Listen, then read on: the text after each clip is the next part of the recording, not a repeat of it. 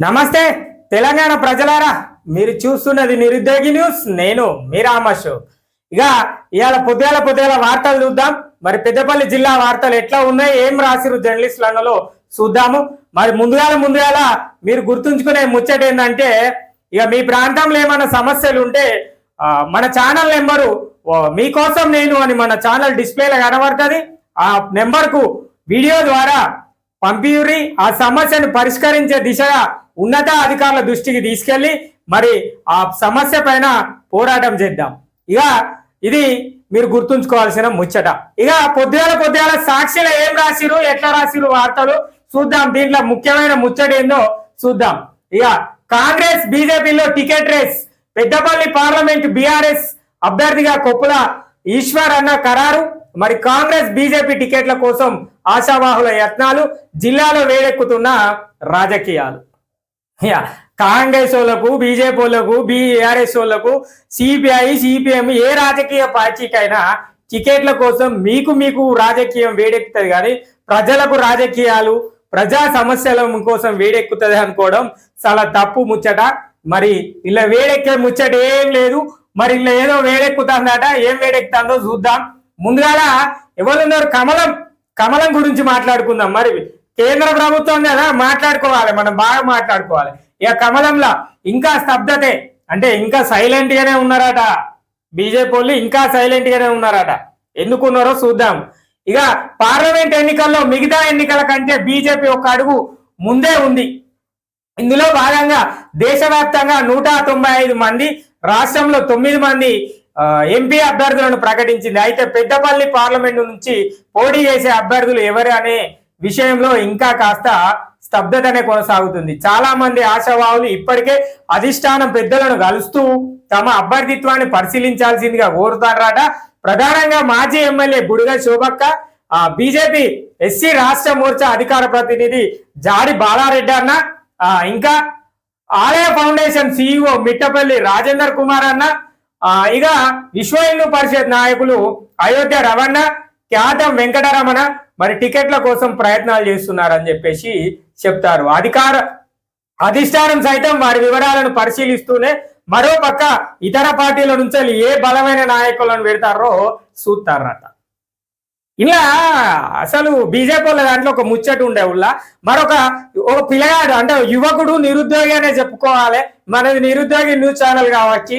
ఇక మరి ఆ నిరుద్యోగి యువకుడి పేరు ఎవరో కాదు, గతంలో పాపం ఆయన ఎమ్మెల్యే టికెట్ కోసం కూడా బీజేపీ పార్టీ నుంచి అదేంటిది బీజేపీ పార్టీ నుంచి వెళ్ళి టికెట్ని ఆశించిండు. పాపం ఎమ్మెల్యే టికెట్ కావాలని చెప్పేసి మరి ఆయన కూడా పోటీ చేస్తా అని చెప్పిండు. కానీ ఆయన పట్టు వీడకుండా ఎమ్మెల్సీ స్వతంత్ర అభ్యర్థిగా పోటీ చేసిండు. మరి ఒక ఎస్సీ సామాజిక వర్గానికి చెందిన బిడ్డ, మరి ఆ అన్న పేరు ఏంటంటే కాంపల్లి రఘుబాబు. ఇక మీ అందరికి సుపరిచితుడే అయి ఉంటాడు. గతం నుంచి వెళ్ళి స్టూడెంట్ యూనియన్లలో ఉన్నాడు. మరి విద్యార్థుల విభాగంలో పనిచేసిండు, విద్యార్థుల కోసం పోరాటాలు చేసిండు. అదే విధంగా నిరుద్యోగుల కోసం కూడా అక్కడక్కడ పోరాటాలు చేసిన సందర్భాలు కనబట్టే. మరి మొన్నట్ల ఎమ్మెల్యే టికెట్ కావాలి బీజేపీ జాతీయ పార్టీ నుంచాలని పోటీ చేసిండు. మరి ఆ అన్న పేరు ఇంట్లో లేదు. అంటే అన్న ఎంపీ టికెట్ గిట్లా ఏమన్నా అప్లై చేసిండా లేదా మనం తెలుసుకోవాలి కదా. మరి ఆ అన్నకు ఫోన్ చేద్దాం మనం. ఫస్ట్ ఆ అన్నతోటి మాట్లాడే ప్రయత్నం కూడా చేయాలి. అన్న మరి నీ పేరు లేదు, మరి నువ్వు అసలు ఎంపీగా పోటీ చేస్తున్నావా లేదా, మరి ఎట్లా ఏంటి అని చెప్పేసి మరి ఆ అన్న ఏం చెప్తాడో వినాలి. దాని తర్వాత ఒక్కొక్కరికి ఫోన్ చేద్దాం. మరి వాళ్ళ పార్టీ, మరి మన రామగుండం నియోజకవర్గ ఇన్ఛార్జి కూడా ఉన్నది, అంతేకాకుండా జిల్లా ఇన్ఛార్జి ఉన్నాడు. మరి ఎవరికి ఇస్తారు టికెట్, ఎట్లు ఇస్తారు, ఎవరికి ఎక్కడెక్కడ ఇస్తారు చూద్దాం. కాంపల్లి రఘుబాబు అన్నకు ఫోన్ చేస్తానా చూడండి ప్రజలారా. మరి రఘుబాబు అన్న ఏం చెప్తాడో వినాలి మనం. రఘుబాబు అన్న నమస్తే. అన్నా నమస్తే. అన్నా నేను నిరుద్యోగి న్యూస్ ఛానల్ నుంచి లైవ్ లో ఉన్నా అన్న, ఫోన్ చేస్తున్నా మీకు. ఈరోజు సాక్షి దినపత్రికలో మీ బీజేపీ పార్టీలో టికెట్ రేస్ అని చెప్పేసి, కాంగ్రెస్ పార్టీలో టికెట్ రేస్ అని ఒకటి వచ్చేది అన్న టాపిక్. దాంట్లో మీ పేరేం లేదు. మీరు గతంలో బీజేపీ నుంచి వెళ్ళి ఎమ్మెల్యే టికెట్ కోసం ఆశించారు, ఇప్పుడు ఎంపీకి ఏం ఆశించట్లేదా అన్న? మరి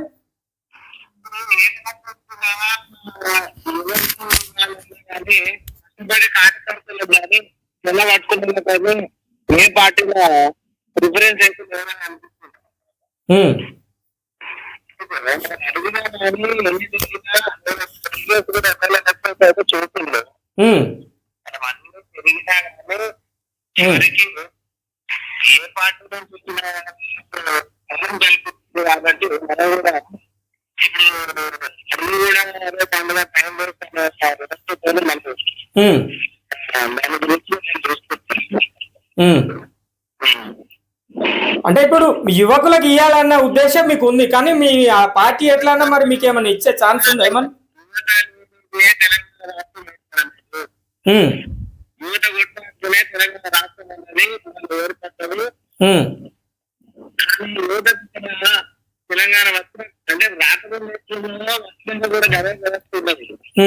అందుకే యువత రాజకీయాల్లోకి రావాలి, యువత వస్తే రాష్ట్రం మారుతుంది, దేశం మారుతుంది అనే భావంతో నేను సీట్ అడగడం జరిగింది, పోటీ కూడా చేయడం జరిగింది. అట్లా సరే సరే అన్న, ఓకే అన్న, థ్యాంక్ యూ అన్న. చూద్దాం మరి ఎట్లా ఉంటుందో కూడా చూద్దాం అన్న, మాట్లాడదాం. మీతో ఒక పర్సనల్ ఇంటర్వ్యూ కూడా ఇవ్వాల్సి ఉంటుంది అన్న మా ఛానల్లో. ఓకే ఓకే థ్యాంక్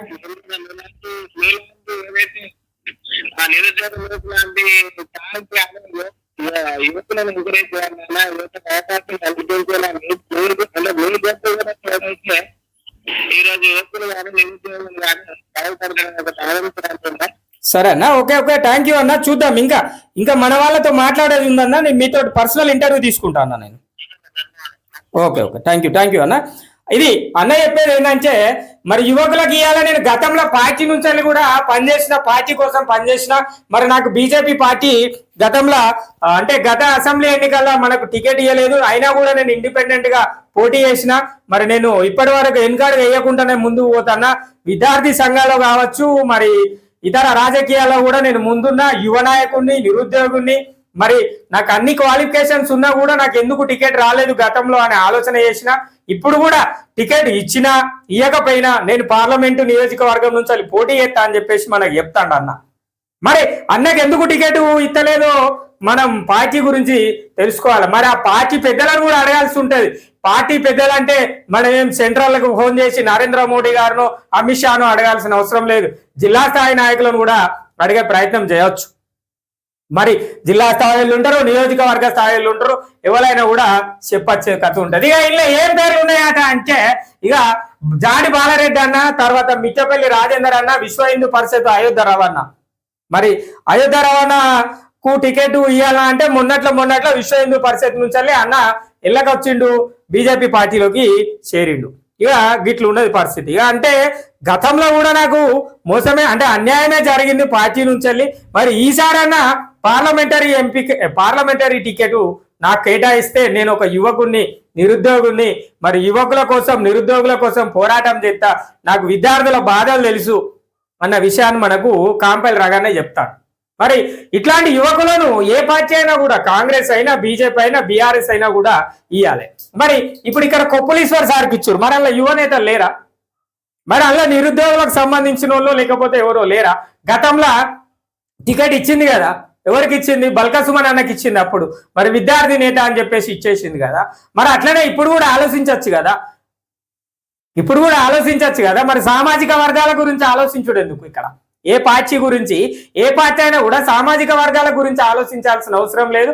సామాజిక వర్గం ఇక్కడ ఎస్సీ రిజర్వేషన్ ఉంది, ఓ ఎస్సీ నేతను చూసి మరి విద్యార్థి సంఘానికి సంబంధించిన ఓ యువకుడిని పెద్దపల్లి పార్లమెంటు నియోజకవర్గం నుంచి పోటీ ఏపీయచ్చు కదా.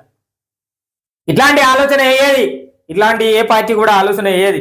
ఎందుకు ఆలోచన అయ్యేది అంటే ఇక అంతే కాదు, ఎందుకంటే అది అధిష్టానం ఇష్టం అంటారు. ఇక కొప్పలీశ్వరన్న బీఆర్ఎస్ నుంచి పోటీ చేస్తాడట.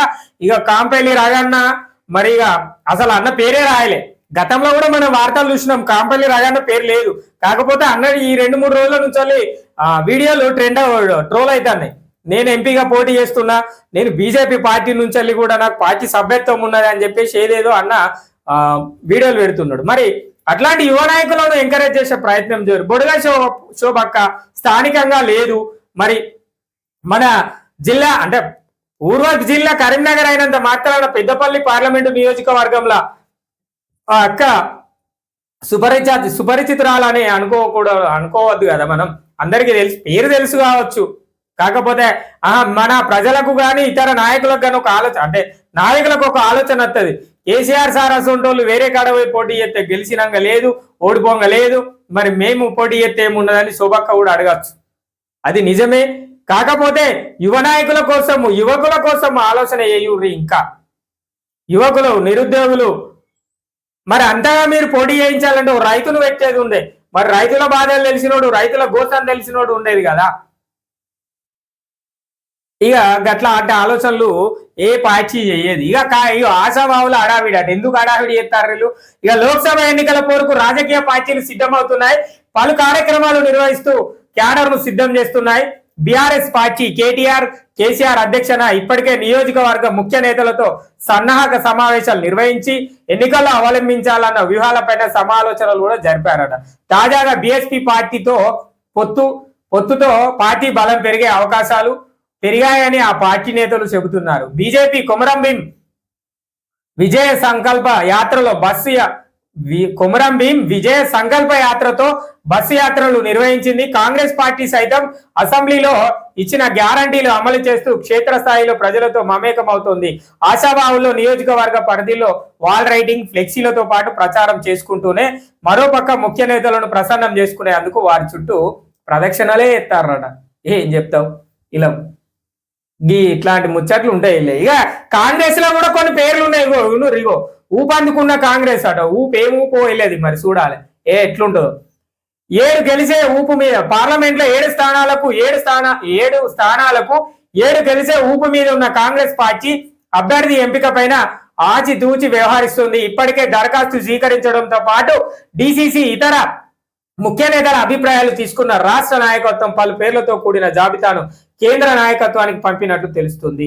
స్థానికంగా మాదిగల సామాజిక వర్గానికే స్థానిక నేతల టికెట్ కేటాయించాలని కొద్ది రోజులుగా వివిధ ప్రజా సంఘాలు పెద్దపల్లి పార్లమెంటు నియోజకవర్గంలో మాదిగల ప్రజా సంఘాలు ధర్నాలు చేసిన సందర్భాలు కనబడ, అంటే డిమాండ్ చేస్తున్నాయని చెప్పేసి చెప్తున్నారు. ప్రధానంగా సిట్టింగ్ ఎంపీ పేరు తెలిసే అవుల్లా తెలితే కామెంట్ చేయుర్రి.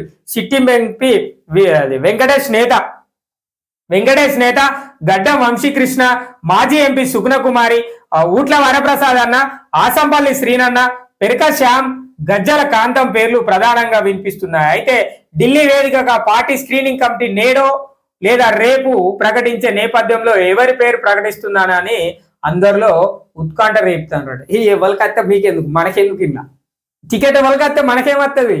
మనం ఏ ఓట్లు ఎత్తాం, మనం గీనే ఉంటాం. ఏ రోజన్నా మనకి ఏ ఎంపీ అన్నా పెద్దపల్లి పార్లమెంటు నియోజకవర్గం నుంచి ఏ పార్లమెంటరీ నియోజకవర్గంలో అయినా అభివృద్ధి కార్యక్రమాలు కనబడ్డాయా? ఫస్ట్ మరి ఎందుకేయాలి వీళ్ళకు ఓట్లుగా?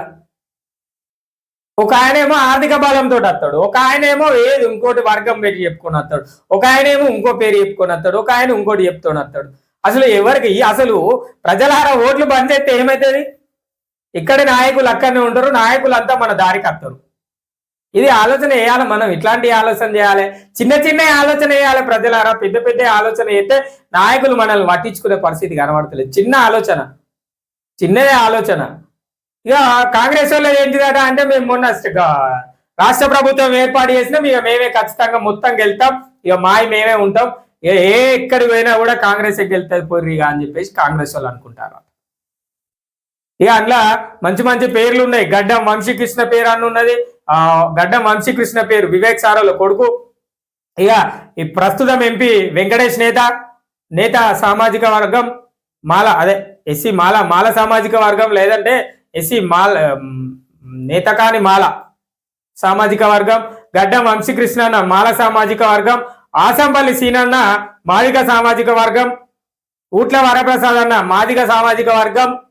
ఇట్లా ఒక్కొక్క వర్గాల గురించి తీసుకుంటే వాళ్ళేమో వర్గాల పూర్వులు ఉన్నారు, ఇక వీళ్ళేమో ఎవరికి ఇవ్వాలన్న ఆలోచనలు ఉన్నారు, ఇక వీళ్ళేమో టికెట్ ఇచ్చారు. పోర్రి మేము ఎట్లా గెలవం, మాకేం పని, ఇక గెలుతాం లేకపోతే లేదని చెప్పేసి కొప్పులు ఈశ్వరానికి ఇచ్చారు. దీనికి టికెట్ రేసు ఒక పేపరు పెద్ద పేజీ వచ్చి ఇక మనం రాసి మనం చదివి అరే టికెట్ ఎవరికి వస్తుందట అంటే ఇక మొత్తం ఆయనకు వస్తుందట ఈయనకు వస్తుందట అంటే ఎవరికి ఏం రాదు. నిరుద్యోగులుగానే ఉంటారు, రైతుల బాధలు రైతుల గోసలు అట్లనే ఉంటాయి. ఇక ఎవరి బాధలు వాళ్ళకే ఉంటాయి. వృద్ధులే తెల్ల రేషన్ కార్డు 3 నెలలు అవుతుంది. 6 స్కీములు పెట్టిర్రు, మంచిగానే ఉన్నది. 4 స్కీములు ప్రారంభించినమని కూడా చెప్పిర్రు. ఒక్క తెల్ల రేషన్ కార్డు స్కీమ్ పెడితే ఏమవు? ఇప్పటికి ఒక తెల్ల రేషన్ కార్డు స్కీము పెడితే ఏమైపోయేది? ఒక స్కీమ్, అదొక స్కీమ్ పెట్టి రేషన్ కార్డులు అప్లికేషన్లు పెట్టి తీసుకొని మరి లేని వాళ్ళకు కొత్త రేషన్ కార్డులు ఇచ్చే పరిస్థితి ఏర్పడితే ఏమవు? ఫ్రీ బస్సు పెట్టిర్రు, బాగానే ఉన్నది. ఉచిత కరెంటు బాగానే ఉన్నది. 500 గ్యాస్ బండ బాగానే ఉన్నది. రాజీవ్ ఆరోగ్యశ్రీ ఏదో అన్నారు, అది బాగానే. 4 అయిపోయినాయి, ఇక 2 ఉన్నాయి అన్నారు. ఏం 2 ఉంటాయో, ఇంకేం చేస్తారో, ఇంకెట్లుంటుందో తెలియదు. గతంలోనే 7-8 ఏళ్ల నుంచి రేషన్ కార్డు లేక, తినడానికి తిండి లేక నిరుపేద కుటుంబాలు ఎన్నో ఉన్నాయి. పొట్ట చేత పట్టుకొని కైకిలు పోయి పని చేసుకొని వచ్చిన 200 పెట్టి మీరు పెంచిన, అంటే గత పాలకులైన రాజకీయ నాయకులు పెంచిన రేట్ల వల్ల రాజకీయ నాయకులు కేంద్రంలో కావచ్చు, రాష్ట్రంలో కావచ్చు, రాజకీయ నాయకులు పెంచిన నిత్యావసర సరుకులను కొనుక్కునే లేని పరిస్థితిలో ఉన్నారు. వాటి రేషన్ కార్డు ద్వారా కనీసం బియ్యం అన్న తీసుకునే పరిస్థితి ఉండే. అట్లాంటి రేషన్ కార్డులను కూడా గత ప్రభుత్వం రాష్ట్రంలో ఇయ్యలేకపోయింది. మీరు ముందుగా ఆ పని చేసినా అయిపోవు. అనేక మంది పేదలు, మీరు ఒక్కసారి ఎంక్వైరీ చేస్తే తెలిసేది మీకు. మీ ప్రజాపాలనలో రేషన్ కార్డు లేక ఎన్ని దరఖాస్తులు రాలేదో మీకు ఇంకా ఐడెంటిటీ, అంటే సర్వే కాలేదు అనుకుంటున్నా. మరి ఇవన్నీ కాదా సమస్యలు?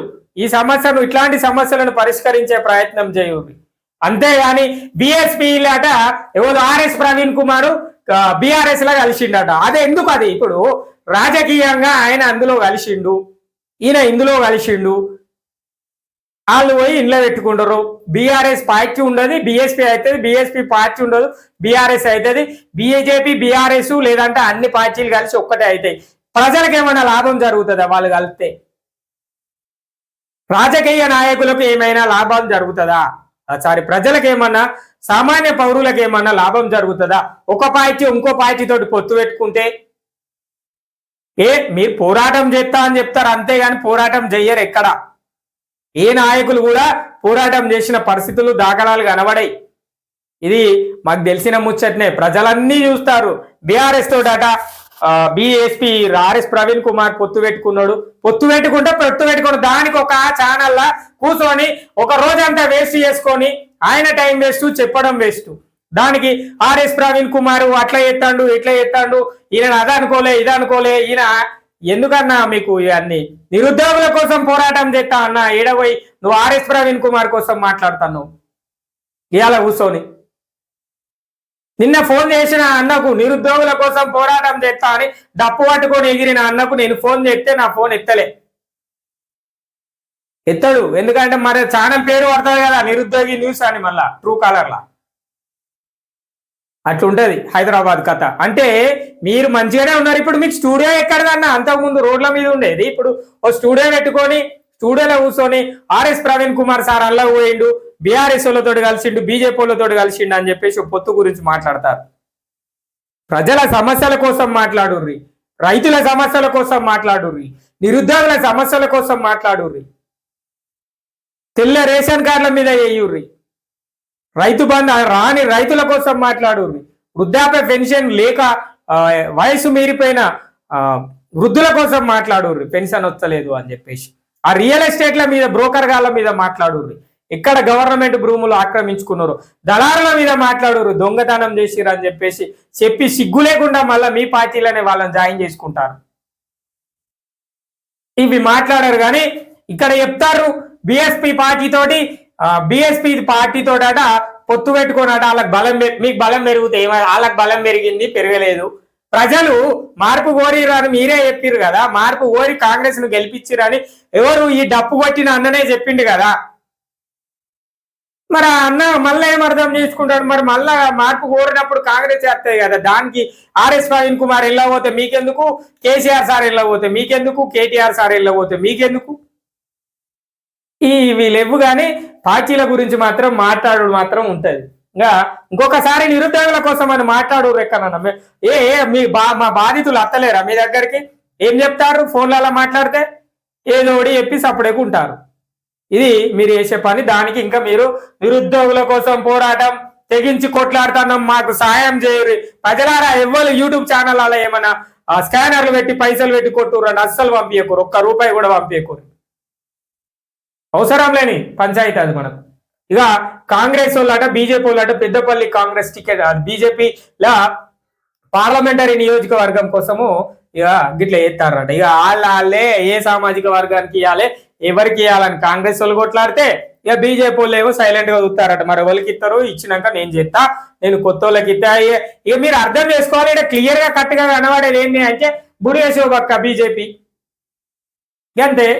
ఇప్పుడు ఇలా జాడి బాలరెడ్డి అన్న, ఆ తర్వాత రాజేందర్ అన్న, తర్వాత అయోధ్యరావు అన్న, వీళ్ళు పాపం నాకు తెలిసి ఆర్థికంగా అంత పెద్దగా ఉండకపోవచ్చు.